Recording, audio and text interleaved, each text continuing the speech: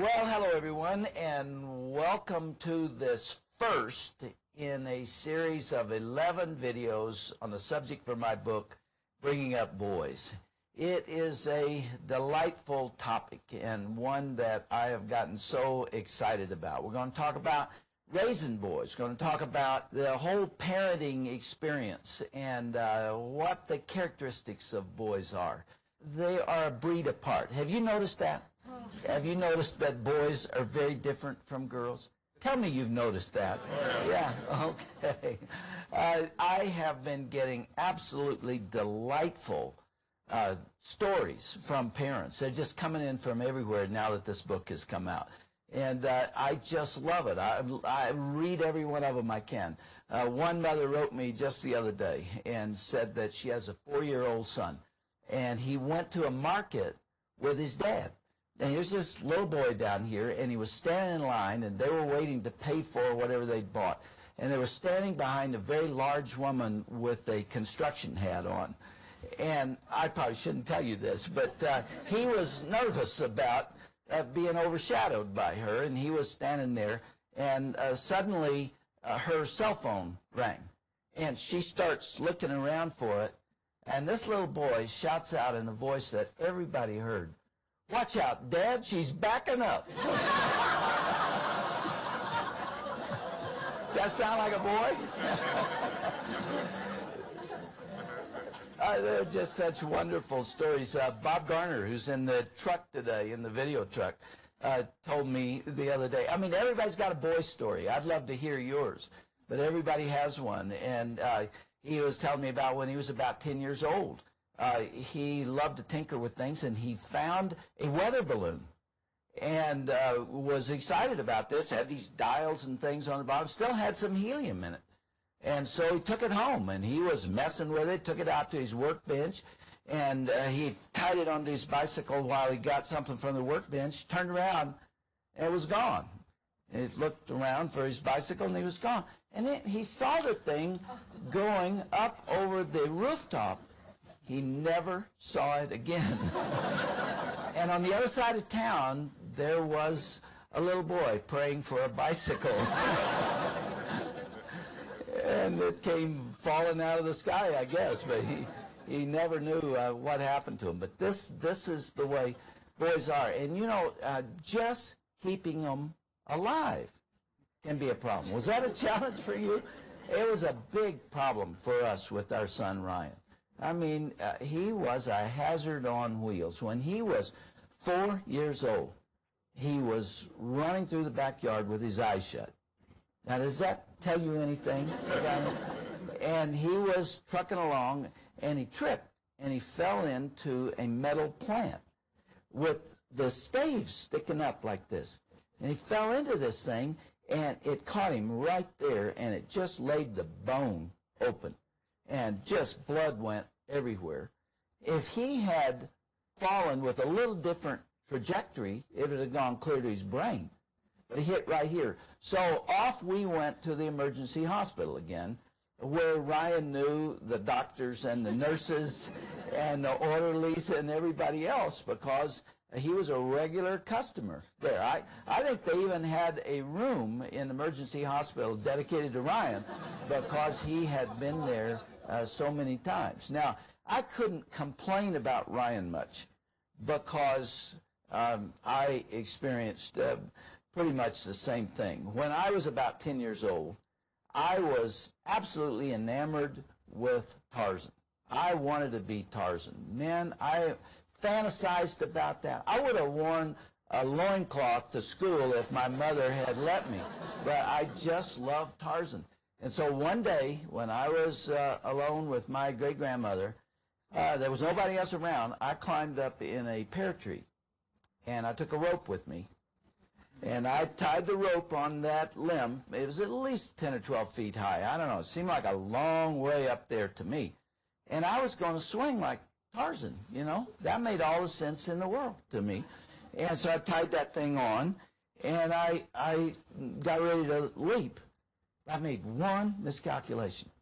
The distance from the limb to the ground was shorter than the length of the rope.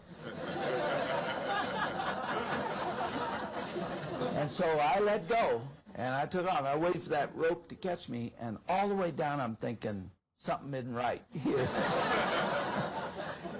Man, I hit flat on my back. I knocked all the air out of the state of Oklahoma, and I couldn't breathe. I really thought I was dying. And my great-grandmother came out, and she was really shook, and she managed to get me into the house and got me into bed. I stayed there about 2 hours, and I was up and gone. You know, it's just no big deal. It's just another day in the life of a boy. And that's the way boys are. Now, it must be a generational thing, because my father was like that. And he's told me many stories about his childhood. When he was about 7 or 8, somebody dared him to crawl through a block-long black pipe. And he could only see a tiny speck of light at the other end. And they dared him. What could he do? So he crawled into that thing. And it was just wide enough for his shoulders. And he got halfway in the middle of that block and got stuck. Now, look at the mess that kid is in.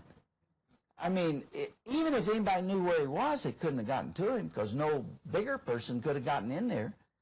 And if they'd have known where he was, they'd have had to have dug up the whole pipe in order to get to him. And you talk about claustrophobic. I have just a little bit of claustrophobia. And just the thought of my being in that black, musty pipe and not be able to get on through just terrifies me. But he managed to get his shoulders free and finally got on through. And again, that's one event in the life of a boy. And you all have them too. I'm going to tell you one more. My dad had 4 brothers, and the first 2, the oldest 2, were twins. Very athletic guys. They played college football. One of them went on to become a high school football coach. And so they were pretty brawny kids. And when they were 2 years old, they were sitting on the floor with their mother, my grandmother, and she was shelling beans. And they were playing, and my grandfather left for work. And as he did, he turned around and said to his wife, my grandmother, don't let the boys put those beans up their nose. Not a smart thing to say. And as soon as he left, those boys jammed beans up their nose and into their sinuses and just jammed them. And my grandmother didn't know what to do. She couldn't get them out. She tried to get them out and couldn't. So she left them there. And in about 3 days, those things sprouted. And those boys had little green plants growing out of their nose. She took them to a doctor, and the guy worked feverishly to try to cut those beans out of there one piece at a time. But again, this is just part of the experience of being a boy. Now, we all know that. Parents have known for generations that boys are different than girls. That's hardly a new idea. I mean, for 5,000 years we've understood that. There's been no debate about it. In fact, there used to be a little poem. You remember the poem? That said, what are girls made out of? What? Good. What are boys made out of? Right. Okay, so we've known that. But in the late 60s, and some of you aren't old enough to remember this, but in the late 60s, a really goofy idea came along. A really crazy idea. And it was the notion that males and females are identical except for the ability to bear children. And that boys and girls are different only to the degree to which they've been raised differently. Any of you all remember that? It was called the unisex movement, and it was a brand new idea, and everybody got excited about it. Everybody was talking about it. The media loved it and ran with it, and that was everywhere for a good period of time. In fact, it lasted nearly 20 years before it had run its course. Phil Donahue used to be on TV every day, and he talked about this over and over and over again, about how males and females were the same. They were not different. And his girlfriend and later his wife, Marlo Thomas, wrote a book called Free to Be, You and Me. And that book was a compendium of sex role reversals, showing that boys needed to be more like girls and girls more like boys. And that went on to be the #1 bestseller on the New York Times list. I mean, this was everywhere. And just about that time, there was a new development in that movement. And it was that people began to tell parents how to raise their children. Gloria Steinem at that time said, parents need to have the courage to raise their boys more like girls. I wonder if anybody remembers that but me. And Germaine Greer, who wrote a book called The Female Eunuch, told mothers that they must not nurture and hug and kiss their little girls because they would handicap them for life if they made them feminine, and they had to make the girls more like boys and the boys more like girls. And there was a politically correct component to this. This was done for a reason. It was done because some people apparently felt that women were being handicapped, and what we need to do is get rid of those differences, and then you wouldn't have those biases that were perceived. And so this is what took place.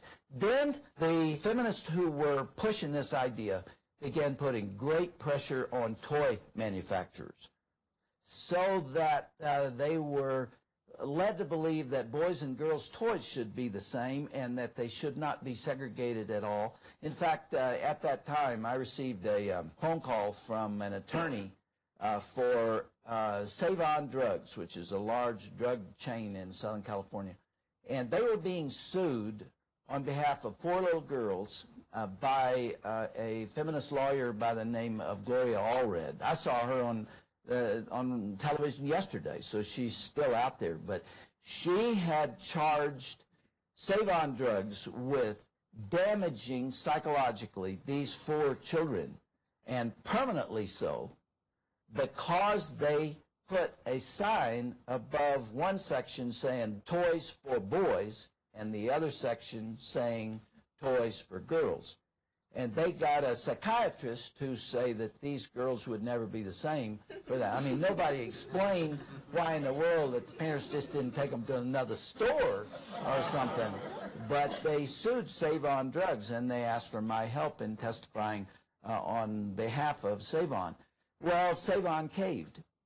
And that's what happened in those days. They caved in, and so they put all the toys together, and it stayed that way for many years.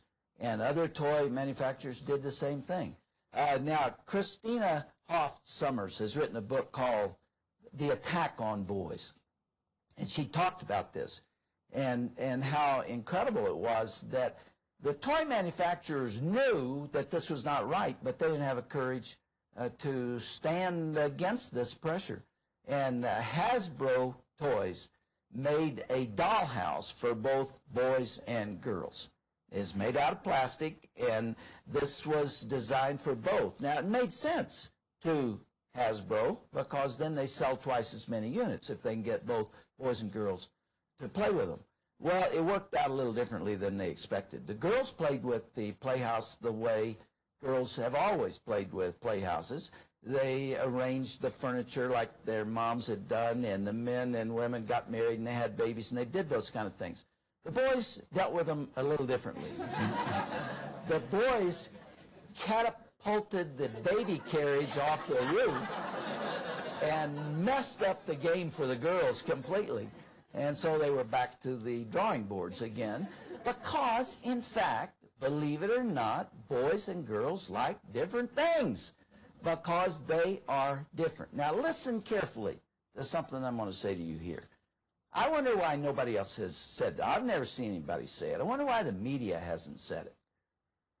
When you think about it, the people who were behind this movement and telling parents how to raise their kids, and not just telling them, but insisting that they raise them a certain way, were not married, were not mothers, had never raised kids, didn't like men, and had no academic training whatsoever, and had no basis on which to tell parents how to raise kids. And yet they influenced a whole generation of parents. And about everything else. Education, schools are still influenced by this. There's still those out there who think men are kind of goofy, and so we need to fix boys while we can.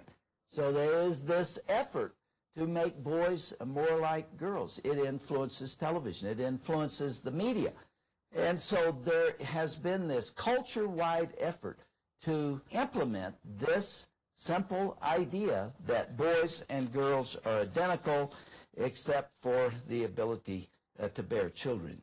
Now, the argument would have gone on forever. It would still be there today, except for the development of medical technologies that came along and ended the argument forever, or should have ended it forever. I'm speaking of CAT scans and MRIs and PET scans and things that allow you to look at the brain without opening the skull. And there weren't very many people willing to cooperate with the effort to look at the brain. And what they found is, lo and behold, breathtakingly, male brains are different from female brains. They're very, very different. When they're exposed to the same stimulation, they light up in different places. Testosterone is the big difference. How did we miss this for 20 years? Where are the neurologists and the others who should have stood up and said, no, this is not true? I mean, we've known for a long, long time that about 6 to 7 weeks after conception, the male baby, the male brain, is subjected to an hormonal bath, a bath of testosterone that flows over that brain of a boy and changes it forever. It changes the structure. It changes the way the left brain communicates with the right brain. There is a rope of nerve fibers that connects the left brain with the right brain, and it's called the corpus callosum, and it is this white nerve rope that goes between the two. And testosterone damages that rope for guys, for boys. So that forevermore, the left brain's not going to talk to the right brain in the same way that it did before. So when women say that men are brain damaged, there's some truth to that, because it's why women pick up clues that men don't pick up. It's amazing to me. I have a PhD in child development. Shirley and I will go to lunch with somebody we don't know. And when we come home, she has all kinds of impressions about who that other person is. I don't get it at all. I may get it 3 weeks later, but I don't get it then. And she'll come home and she'll say, there's something about Clark I just don't trust. His eyes are shifty or something. Well, eyes are shifty. I mean, what does that mean? I don't know what that means. I didn't see his eyes shift. But Shirley sees shifty eyes, and she is picking up something that I don't get. And it's amazing. It's called women's intuition. It's not ESP. It's not anything spooky. Do you all know what I'm talking about? Women, you know you get something that men don't get, don't you? You're right. You wouldn't say anything else while you're here. But it's true. Women are getting different cues. It's why women talk more than guys. And you're glad to find that out, aren't you? You do know that women talk more than guys. It is amazing to me, the difference. I mean, women are frustrated by guys and have been for 5,000 years because they won't talk to them. And guys just don't have as many words. I mean, at six years of age, a girl is about 6 months ahead of a guy in terms of language development. And it stays that way. I mean, even into adult life, women have more proficiency with language. We have some security guys here at Focus on the Family. I just love them. And a while back, they were taking Shirley and me to the airport in Denver. And so we were riding in the back seat, and these two guys were, one was driving, the other was sitting over here. And they're not talking. They don't ever talk. They don't talk. And so we're riding along. I'm always a little nervous when people aren't talking, and we're riding along. And after about 15 to 20 minutes, Joe turns to Mike and says, I think there's going to be a lot of traffic today. Mike didn't say anything. I'm thinking, say something, man. He didn't say anything. We went about 15 minutes farther on, I promise you, and Mike turns to Joe and said, I think you're right.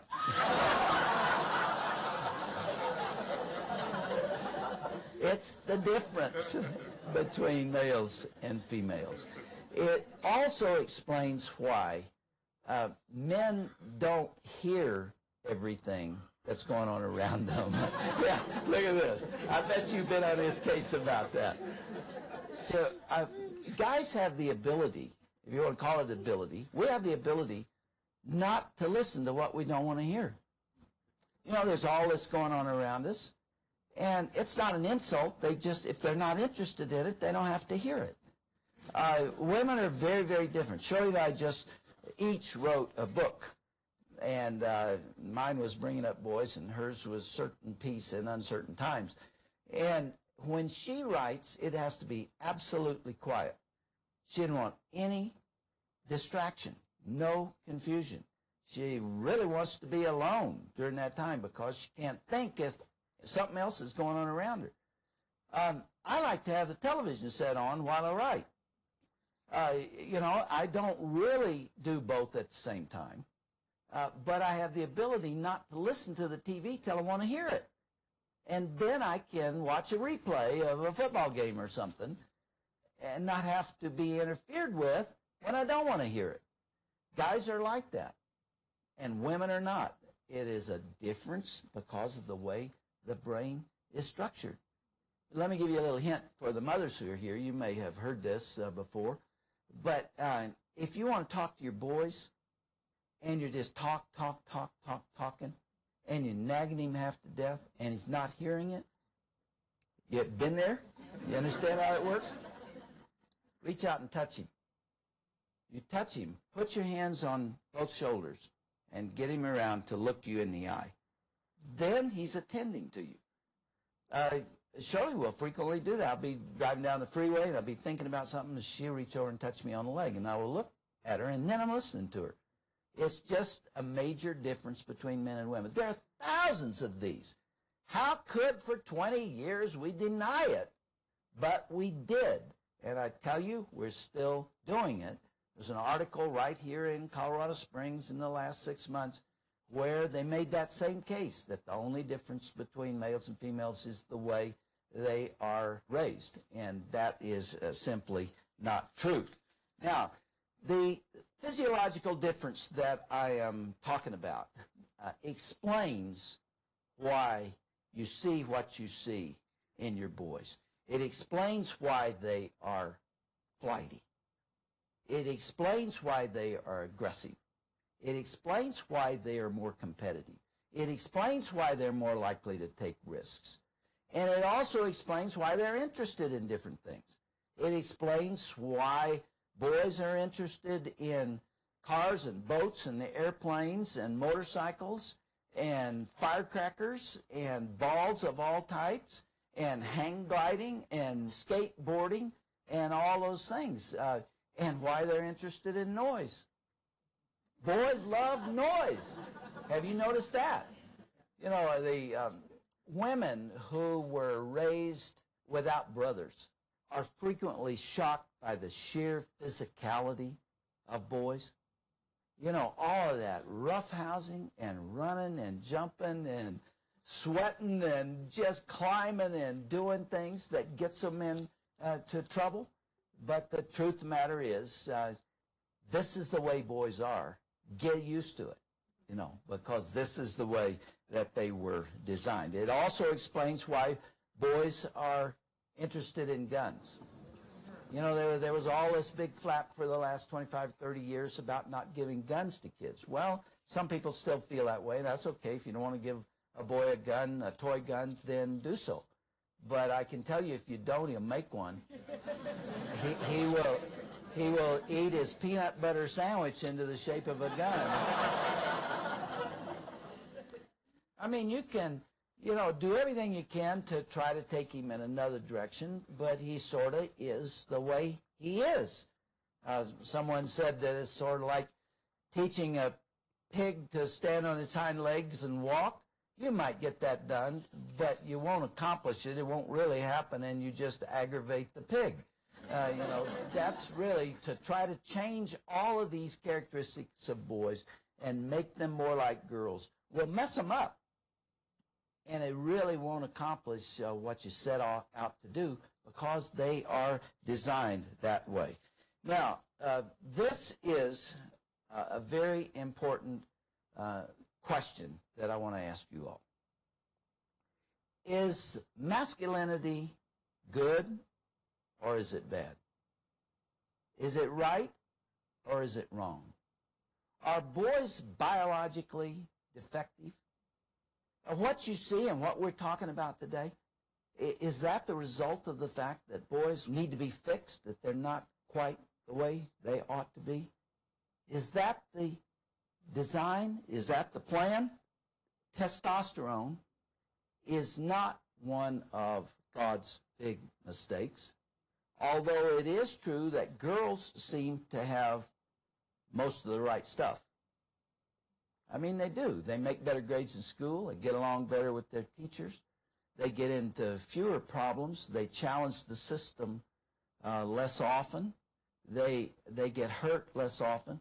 Have you noticed that girls don't like pain? They don't. And if they make a mistake, they try real hard not to make it again. If boys get hurt, they think it's bad luck. And they go back and do it again. You know, because they're coming from a different part of the universe. So the question is, would it be better if boys were raised more like girls, as Gloria Steinem suggested? What I'm going to say to you now is controversial. And some people who see this video or hear what I'm about to say will strongly disagree with it. But facts are facts. Women are designed for a different purpose, and biology is destiny. That does not mean that every woman has to have a baby. That does not mean that every woman has to get married. Please don't misunderstand me. What it does mean is that women are designed for that purpose. And so the temperament of women leans toward that which is helpful and leads toward the well-being of children. Including predictability, security, safety, long-term goals. Women don't like change, particularly. You know, there is just a temperament there that is characteristic of women. Now, we vary. You know, the wonderful thing about human personality is that we vary from a person to person, and people are not all exactly the same. But women lean in that direction, toward that which is helpful to kids, to children. For example, women don't like change. When Shirley and I moved over here from Southern California to Colorado Springs, Shirley died over that. I mean, we'd been in the same house for 19 years, and all the relationships that she had meant more to her than all of the accomplishments in the world. That didn't matter to her. What mattered to her were her friendships and the house and the memories in the house and the treehouse in the back. And she wanted to bring grandchildren to that house. And so leaving Southern California and coming over here was ripping her loose from everything she cared about. I mean, if you, and you probably can't see it, but if you look real carefully at the Rocky Mountains out here, you'll see 2 skid marks that come up over the top. Because she came. She came with me. And I'm grateful to her because she's always supported me, and I've supported her, and she knew this is what we needed to do, so she came. But it was hard for her. How did I see that? How did I respond by comparison? Well, this was exciting to me. This was thrilling to me. This was new house, new neighbors, new friends, new church, new restaurants, new everything. That was very exciting to me. That's something I couldn't wait to get over here. We saw this very differently. Why? Because men are designed for a different purpose. Men are designed primarily to provide for and protect their families. That's the way we're designed. So that aggressiveness and that competitiveness and that desire for opportunity and change and excitement are all part of the plan. That's all part of the design. We are different. And in fact, folks, we're really designed for one another. We're designed to complement one another and to compensate for the weaknesses of the other. It almost looked like maybe God designed this thing. You know, I heard somebody tell me the other day that the husband and wife are like the pedal and the brake. He's the pedal, she's the brake. Let me see the hands of those of you who are like that. A few? Yeah, most. The pedal and the brake. Now, if you only have a pedal, you're going to crash, right? I mean, you're going to run into a brick wall someplace. If you only have a brake, you'll never move. So the pedal and the brake work together to make the operation of the car. And that is this difference between males and females. All right, let's apply this now to children, and especially to boys. Boys are men in training. Don't resist this nature. It was God's design. Don't fight it. Don't try to manipulate it. Go with the flow. It's not a mistake. It's not an accident. And begin to get those boys ready for the role of provider and protector that's built into their nature. You know, they're men in training. Teach them to be respectful to women. Teach them never to hit a girl. Teach them never to take anything from a girl that doesn't belong to him, something that is precious to her. Teach him to give. Teach him to be a person of self-control. Teach him to be loyal. Teach him to be honest. Teach him to care for others. Teach him self-discipline. You just don't let this aggressiveness run wild. You have to civilize it. You have to shape it. You have to mold it. And that is your primary responsibility with boys. And teach them reverence for God and for his principles. That's the responsibility we have, not to make them like girls and not to resent the fact that they are not quiet and cooperative and easygoing. Yeah, they are sometimes harder to raise. Not always. Sometimes girls can be hard to raise too. But boys are typically harder to raise. Go with that. Accept it. It's the way boys are. And we're going to be talking about that in the next 10 videos. And we're going to get into a lot of the details, the how-tos of it. And I do hope that you all will be with us as we do so. And especially to those who are watching on video, there's some good stuff coming. Stay with us, will you?